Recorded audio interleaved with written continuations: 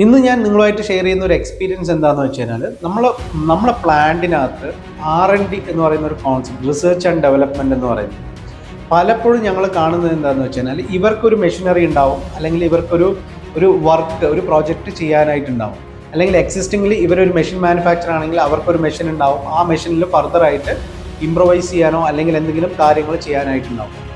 ഞങ്ങൾ കാണുന്നൊരു വിഷയം എന്താണെന്ന് വെച്ചാൽ ഈ പറയുന്ന കമ്പനിയിലുള്ള ആൾക്കാർക്ക് യാതൊരുവിധ നോളജും ഇല്ല.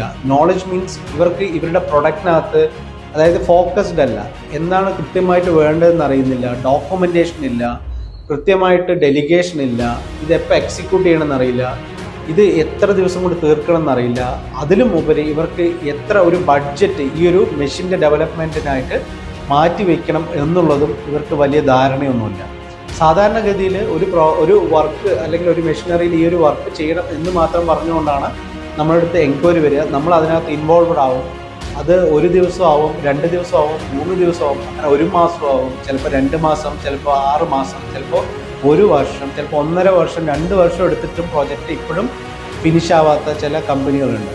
അതിൻ്റെ മെയിൻ പ്രോബ്ലം എന്താണെന്ന് വെച്ച് കഴിഞ്ഞാൽ ഈ ഓണറും അല്ലെങ്കിൽ പോയിന്റ് ഓഫ് കോൺടാക്റ്റിലിരിക്കുന്ന ആളും ഈ പറയുന്ന പ്ലാന്റിലിരിക്കുന്ന ആൾക്കാരും തമ്മിൽ വലിയ കോർഡിനേഷൻ ഒന്നുമില്ല. സ്വാഭാവികമായിട്ടും ഇദ്ദേഹം ഏതെങ്കിലും ഒരു റിമോട്ട് പ്ലേസിലായിരിക്കും. അവർ വല്ലപ്പോഴും മാത്രമേ ഈ പ്ലാന്റിനകത്ത് വരുള്ളൂ. ഇവിടെ നടക്കുന്ന കാര്യങ്ങൾ അറിയുന്നില്ല. അതുമാത്രമല്ല, ഈ മെഷീനിൽ എന്താണ് കൃത്യമായി ചെയ്യേണ്ടത്, അല്ലെങ്കിൽ ഈ പ്രോജക്റ്റിൽ എന്താണ് അവർക്ക് വേണ്ടത് എന്നതിനെക്കുറിച്ച് റിട്ടേൺ ആയിട്ടുള്ള ഒരു ഡോക്യുമെൻ്റ് ഇല്ല. ഇങ്ങനെ വരുന്ന സമയത്ത് ആസ് എ കൺസൾട്ടൻ്റ് നമ്മളെപ്പോലുള്ള ആൾക്കാർ, ഓട്ടോമേഷൻ ചെയ്യുന്ന ആൾക്കാർക്ക് മൊത്തം കൺഫ്യൂഷനാണ്.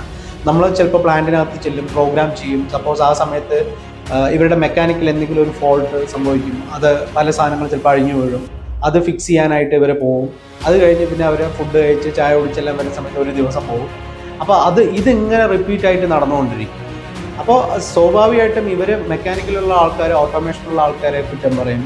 നമുക്കാണെങ്കിൽ അവരുടെ പ്രോബ്ലംസ്. അപ്പോൾ ഇങ്ങനെ ഒരു കോൺഫ്ലിക്റ്റ്, ഒരു മ്യൂച്വൽ കോർഡിനേഷൻ ഇല്ലാത്തതുകൊണ്ടും പ്രോപ്പറായിട്ട് ഡെലിഗേറ്റ് ചെയ്യാത്തതുകൊണ്ടും സ്വാഭാവികമായിട്ട് ഒരു ക്ലാരിറ്റി ഇല്ലാത്തതുകൊണ്ടും റിട്ടേൺ ആയിട്ട് എന്താണ് വേണ്ടത് എന്നുള്ളതിനെക്കുറിച്ചും ധാരണയില്ലാത്തതുകൊണ്ടാണ് ഇങ്ങനെയുള്ള പ്രോബ്ലംസ് ഒക്കെ സംഭവിക്കുന്നത്. അതുകൊണ്ടുള്ള നഷ്ടം എന്താണെന്ന് വെച്ച് കഴിഞ്ഞാൽ നിങ്ങൾ എത്രയാണോ ഇൻവെസ്റ്റ് ചെയ്യുന്നത് ആ എമൗണ്ട് നിങ്ങൾക്ക് നഷ്ടമാണ്.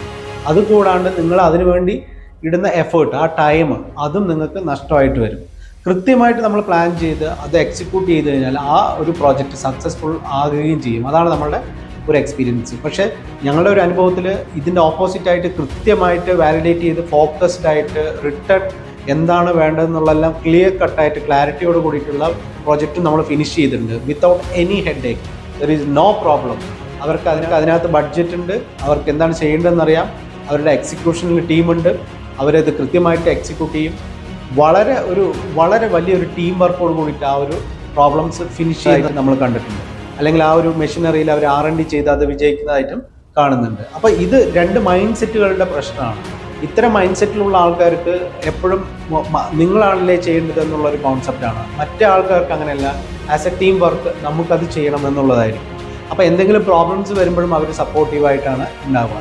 അപ്പോൾ നിങ്ങൾ ഇത്തരം ഒരു പ്രോജക്റ്റോ അല്ലെങ്കിൽ ഒരു R&Dയോ ചെയ്യാൻ ഉദ്ദേശിക്കുന്നുണ്ടെങ്കിൽ നിങ്ങൾ ഇത്തരം ഒരു മൈൻഡ് സെറ്റോട് കൂടി വേണം മുമ്പോട്ട് വരാൻ. അല്ലെങ്കിൽ നിങ്ങൾക്ക് ആരെ വെച്ച് ചെയ്യുകയാണെങ്കിലും ഏത് കൺസൾട്ടൻറ്റിനെ ഉപയോഗിച്ച് ചെയ്താലും നിങ്ങൾക്ക് ഈ പ്രോജക്റ്റ് സക്സസ്ഫുൾ ആകില്ല.